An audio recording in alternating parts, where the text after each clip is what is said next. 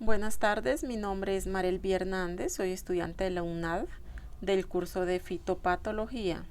En esta ocasión hablaré un poco sobre los síntomas y los signos de la enfermedad de Coniferiporia gueri en campo.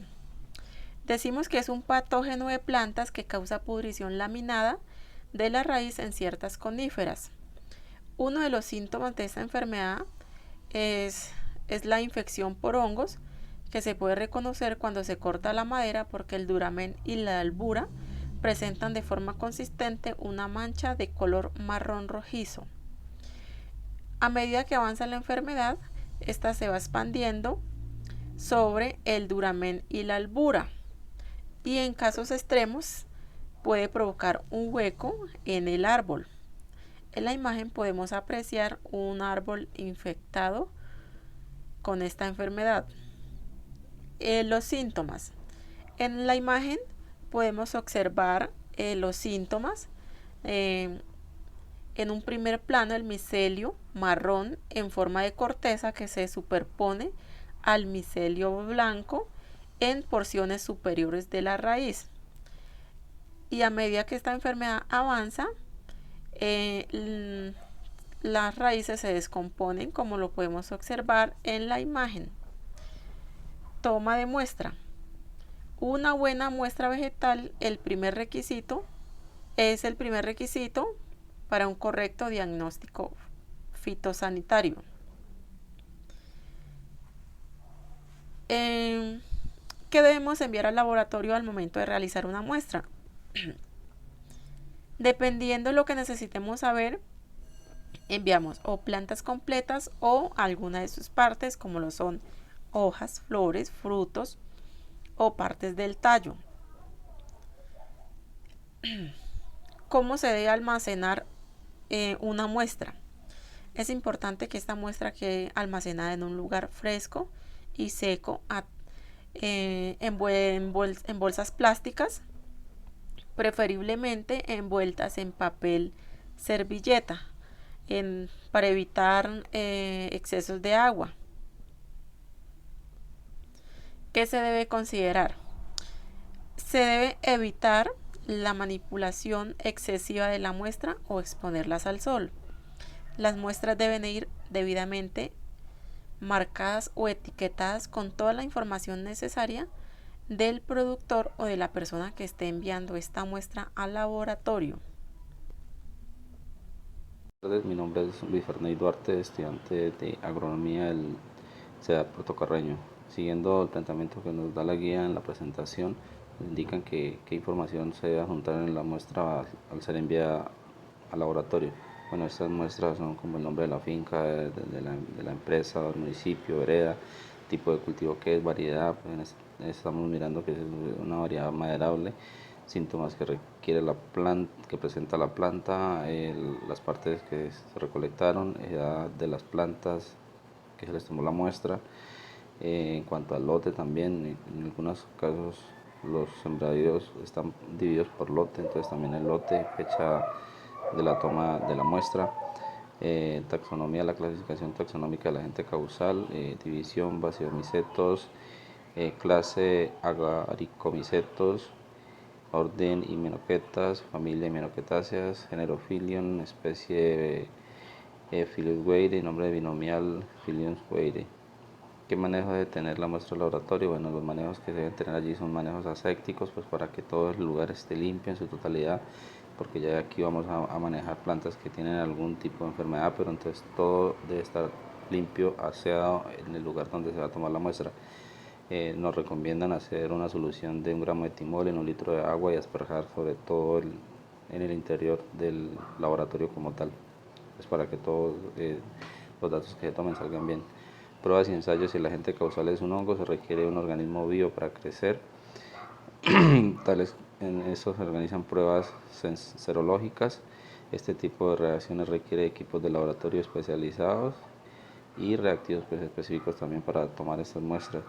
Otras técnicas empleadas incluye el tizón negativa y microscópica electrónica para observar las partículas en el tejido vegetal. La estructura morfológica del hongo Coniferiporia gueri. Los hongos están formados por dos estructuras, el micelio y Las esporas, eh, los micelios son filamentos llamados infas, son organismos eucariotas pluricelulares, los cuales se desarrollan en su mayoría en sitios húmedos de los cultivos. Compañeros, cordial saludo. Mi nombre es Cristian Plazas y continuamos con la capacitación que se brinda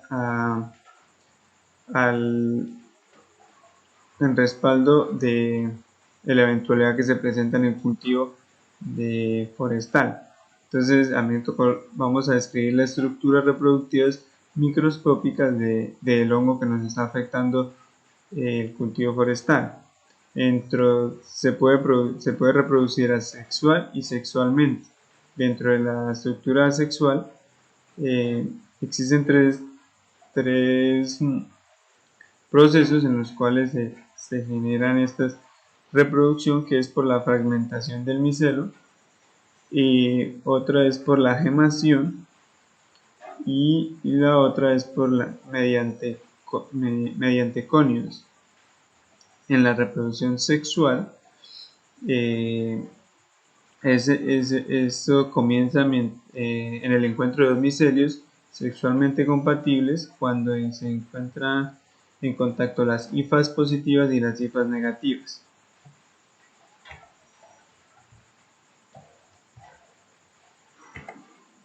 Dentro de las estructuras que se encuentran, entonces tenemos el hongo y nuestras escamas, nuestras esporas, y entonces en la fase reproductiva se encuentran las esporas germinando en los micelios, en la fase vegetativa, las hifas, los primordios, el verlo universal, el velo parcial y el cuerpo fructífero joven, y el anillo pues del hongo. Las estructuras internas de las esporas, entonces tenemos los esporagios, los merosporagios y los codiosporagios, y tenemos los zoosporagios. Estas son las estructuras internas de las esporas. Otro tema que correspondió es la distribución geográfica de Coniferio. Entonces este hongo pues en Colombia no lo tenemos aún, no se ha incorporado, y entonces no tenemos como el riesgo latente. Este está distribuido geográficamente en países como en Canadá, Estados Unidos, California, Alaska, y en países asiáticos como Japón y China. Este es un riesgo latente que al llegarse a incorporar al país, pues se pondría en riesgo nuestra vegetación nativa, ya que pues tenemos condiciones climáticas que favorecen el desarrollo de estos hongos. Mi nombre es Fray Alexander Rodríguez Moreno, del curso de fitopatología, programa agronomía. En este caso voy a explicar enfermedad cuarentenaria en plantas. Pueden ser árboles o plantas comestibles o productivas. En este caso encontré la enfermedad Ticapora solani, que se da en el que se da como el carbón de la papa. Se caracteriza por tener unos tumores o presentarse en la base de las raíces, afectando la producción y por ende el cultivo. Esta planta, digamos, afectada, disminuye la producción notablemente. Por tanto, se da en los cultivos y es de difícil manejo.